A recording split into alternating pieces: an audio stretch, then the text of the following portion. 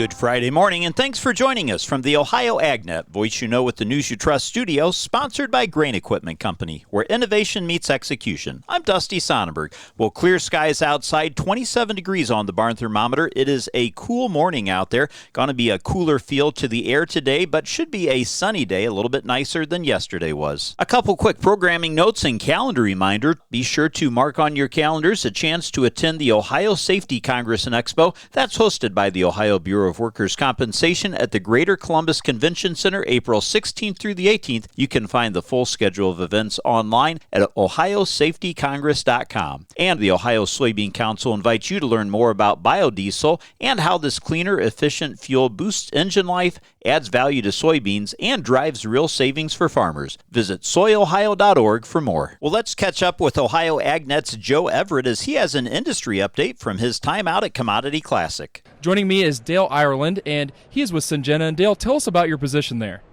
Yeah, so what I do is lead field development efforts for corn and soy seed treatments for the U.S. for Syngenta Seed Care. We were talking about earlier just the importance of seed treatments. Can you tell us some of the treatments that you guys are currently using at Syngenta?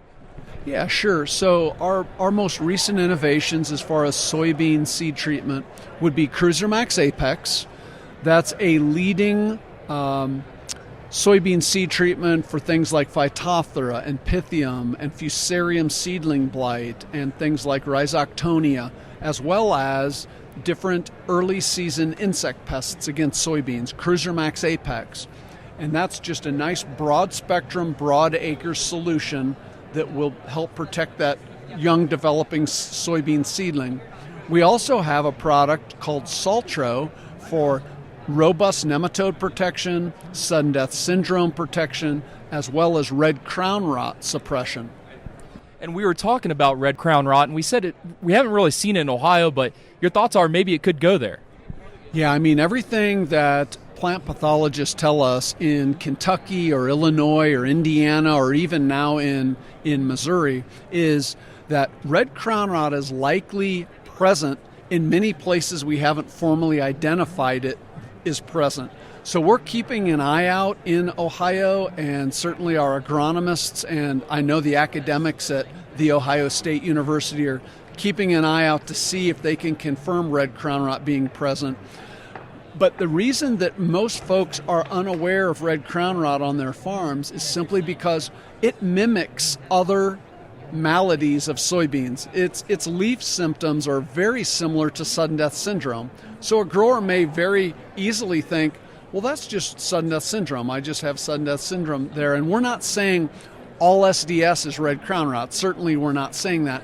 But because the symptoms look so similar, it's hard to differentiate. So there are ways to determine this, and we're not trying to turn everybody into junior plant pathologists, right?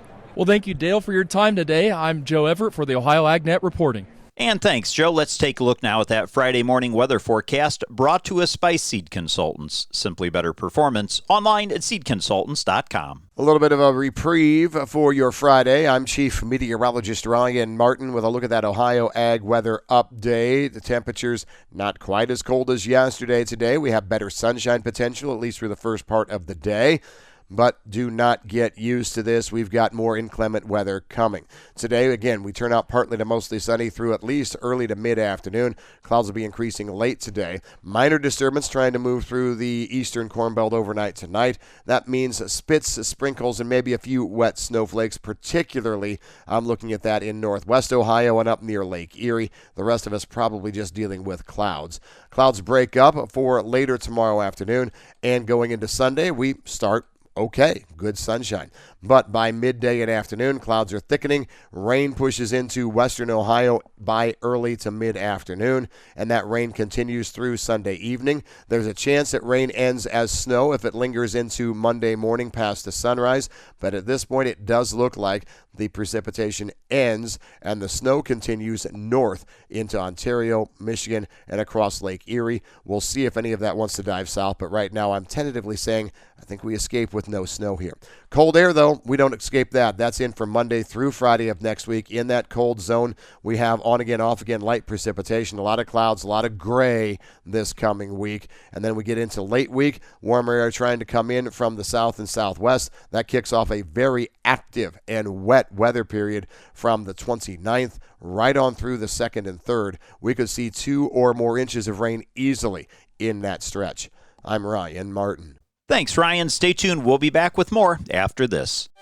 This is Dale Minio with the Ohio AgNet. For over 25 years, my truck has been running strong on biodiesel. Reliable, high-performance fuel that keeps me on the road promoting agriculture. Every gallon helps power Ohio's economy, protect our environment, and support our hardworking soybean farmers. The best part? It works in any diesel engine. No modifications needed. Take it from me. Choose biodiesel and drive with purpose. Learn how at soyohio.org.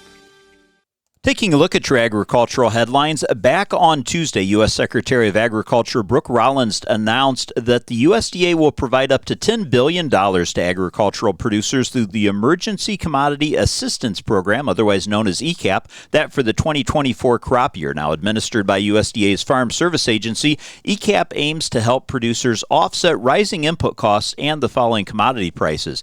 Producers facing higher cost and market uncertainty, and the Trump administration is ensuring they receive support without delay, said Secretary Rollins. USDA is accelerating payments to provide resources for managing expenses and securing financing for the next season. Now, to be eligible, authorized by the American Relief Act of 2025, payments are based on planted and prevented planted acres eligible for 2024 commodities, and the FSA will send pre-filled applications to producers who submitted 2024 acreage reports after the sign-up period, which technically began yesterday, March the 19th, but producers can also apply at the fsa.usda.gov/ECAP website or through their local FSA offices. Now, to qualify, producers must report their 2024 crop year acres to the FSA using the Form FSA 578 by August the 15th of this year. Producers must also submit required forms, including their AD 2047, that's the Customer Data Worksheet, and the CCC 902, that's the Farm Operating Plan, if they do not already have those on file. Now, pre-acre payment rates for eligible commodities are wheat at $30.69, corn at $42.91, and soybeans at $29.76, with oats at $77.66. Now, there are additional eligible oil seeds, which would include canola, flax, mustard, and more. Payments will be issued as applications are approved, initially at 85% of the calculated amount, and then if funds remained, a second payment may be issued. Payments are based on acreage, not the production, with prevented plant acres calculated at 50% of that payment rate. And again, producers can estimate payments using the ECAP calculator. That's at fsa.usda.gov/ECAP. In other agricultural headlines, the U.S. Department of Agriculture is encouraging dairy producers to enroll in dairy margin coverage. That's an important safety net program that helps offset milk and feed price differences. This year's DMC sign-up began on January 29th. The deadline to enroll in that was coming up at the end of the month on March the 31st. Now, the American Relief Act of 2025 extended provisions of the Agricultural Improvement Act of 2018, that being the 2018 Farm Bill, authorizing the DMC for coverage year 2025. DMC provides dairy operations with risk management coverage that pays producers when the difference or that margin between the national price of milk and the average cost of feed falls below certain levels selected by the program's participants. DMC offers different levels of coverage minus that $100 administrative fee, and the administrative fee is waived for dairy producers who are considered limited resources, beginning, socially disadvantaged, or a military veteran. DMC payments are calculated using updated feed and premium hay costs, making that program more reflective of actual dairy producers' expenses. For more information on dairy margin coverage, contact your local USDA Service Center. Let's check in now with Joel Panorwood as he gets us an update from the Ohio Auctioneers Association. Joel Panorwood here for the Ohio AgNet. We're at the 2025 Ohio Beef Expo, and what a great moment to catch up with President of the Ohio Auctioneers Association, Darby Walton, joining us here today to talk about trends. It's not talking to an auctioneer if you're not saying, hey, what'd you see at the most recent auction, right, Darby? Yeah. So equipment. We're at the Beef Expo. Let's talk cattle. What are you seeing out there, and what do you think 2025 is going to hold yet? So I think the ag world's still hot, at least in terms of the real estate market for farmland. I know our farmland in northwest Ohio, Wyandotte, Seneca, Crawford, Hancock, Sandusky County that we cover, still very hot. I mean, we're still seeing record prices. There's not much fluctuations, and we still have there's a bunch of 1031 money still out in our industry, or I guess in our territory or neighborhood right now. I'm going to say real estate's going to remain strong. I think it's going to take a couple more tariff scares or a couple more dips in prices to really reel things back, but I really think that it's going to remain strong through 25. Equipment, since last fall, I think has been pretty steady. I think that between March to about August last year, that 4 or 5 month period, I think that's when equipment really turned, kind of went downhill a little bit. I think it's public knowledge that equipment softened up. I think it's been pretty steady since then. I don't think that there's been any certain uptrends or downtrends since then. I'd say that it's more plateaued. Darby Walton, he's president of the Ohio Auctioneers Association. I'm Joel Norwood. This is the Ohio AgNet. Thanks, Joel. Stay tuned. We'll be back with your markets after this. Don't miss out on a huge inventory of trucks and heavy equipment coming up for bid in the Ritchie Brothers Great Lakes Regional Sales Event, March 27th and 28th. All of our vehicles and equipment are always available for you to browse and inspect before the sale, both in person and online, so you never miss a detail. Register online today so you can take part and get ready to bid on a variety of assets that include truck tractors, van trucks, van trailers, excavators, flatbed trailers, and so much more. Visit rbauction.com to learn more and get registered. Let's take a look at what's impacting our markets. Today's market analysis is brought to you by the Louis Dreyfus Company. Excited to be building the newest state-of-the-art soybean crush facility in Upper Sandusky, Ohio. Phone 574-566-2113 for information on soybean marketing to LDC. Here's Ryan Martin. Grain markets finished with a little bit of a whimper, but corn was stronger on Thursday. As we take a look back at the move in the marketplace, corn was probably the most exciting. You could argue that wheat was almost as exciting to the downside. As much as corn was up 5 to 7 cents, we lost that same amount or pretty close to it on wheat. The markets were mixed through most of the trading day. Soybeans caught in the middle. The volume of the Board of Trade definitely pulled back from mid to late morning forward. Widespread fundamental cross currents were in the marketplace yesterday. Off the farm sales here in the U.S. quite sparse. No one wants to sell at these levels.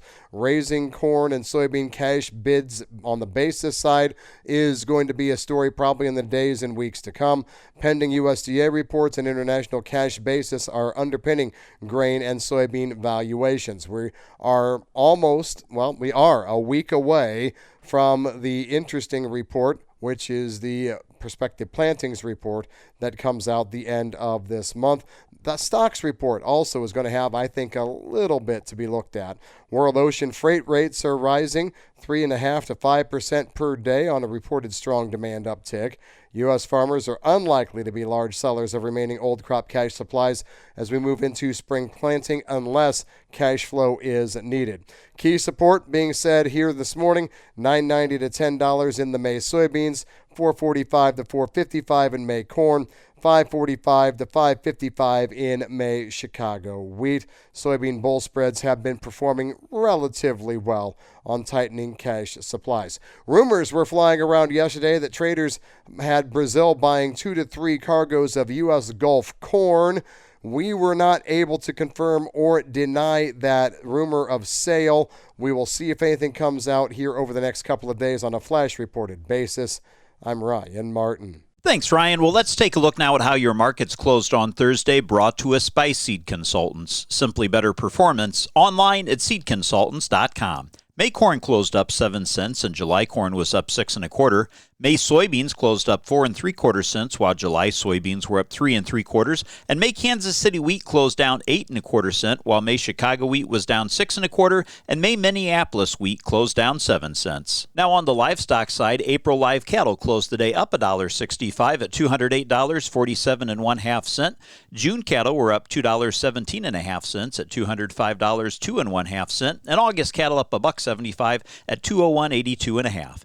April lean hogs ended the day down 2.5 cents at $85.55. May hogs were down a dime at $88.60, and June hogs closed down 25 cents, $96.25. Taking a look at your overnight trade in the grain, we find May corn trading down 2.5 cents, $4.66 1/2 cent. May soybeans are down 2 3/4 cents at $10.10 1/4 cent, and wheat for July, the new crop's down 1.5 pennies, $5.72. Thanks for joining us and have a great day, everyone. I'm Dusty Sonnenberg. You're listening to the Ohio AgNet.